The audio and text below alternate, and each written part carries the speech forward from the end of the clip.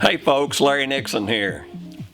I'm known as the worm guy. You know, all I throw is drag worms, Senkos, something slow on the bottom, Carolina rig. But let me tell you what, in the fall of the year, you better be throwing a spinnerbait to cover water and locate different types of water and different colors of water, because there's always a spinnerbait bite in the fall of the year, in the early winter.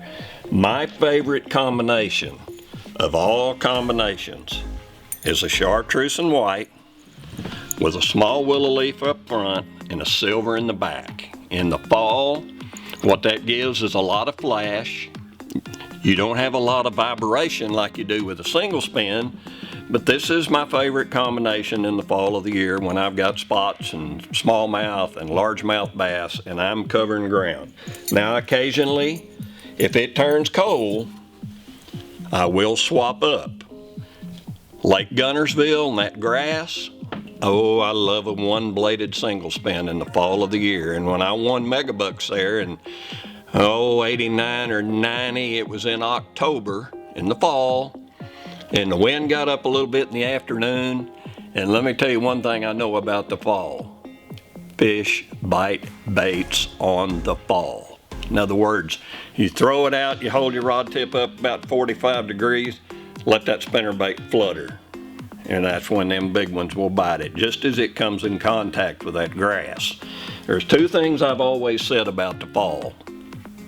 Fish your bait on the fall, a jig is the same way, let her fall, hop it up, or buzz a spinnerbait up to a brush pile or treetop and kill it and let it flutter a little bit. And a lot of times that's what triggers the strike. You know, there's so many different combinations. My gosh, you know, you can just go on and on and on.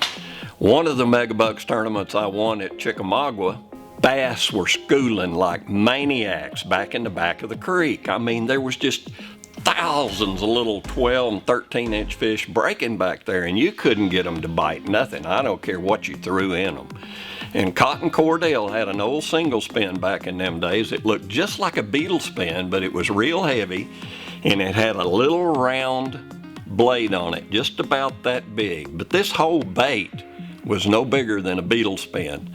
And I put that thing on some light line and I'd throw it as far as I could out in that 2 and 3 foot water where them fish were breaking, and just reel it real slow along the bottom, just like, you know, like nothing, and just boom.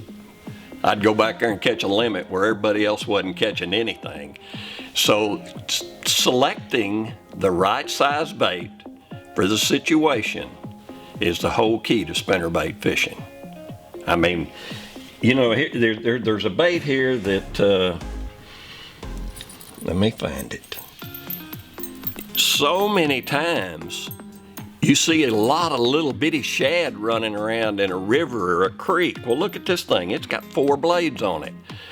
I really think George Cochran invented this thing. But anyway, I have seen times when I could just pull that out in grass where they were busting little minnows and stuff, and I couldn't get them to hit a normal bait, and I could take a 4-blade spinnerbait, and it was like, oh my goodness, here comes a whole school of shad, and them bass would just jump on it. So there's always a spinnerbait. Believe me, there's always a spinnerbait combination, and Jimmy Houston will tell you this to this day. There's always a combination or a trick to making bass bite when they're shallow. You can't look at them on your electronics.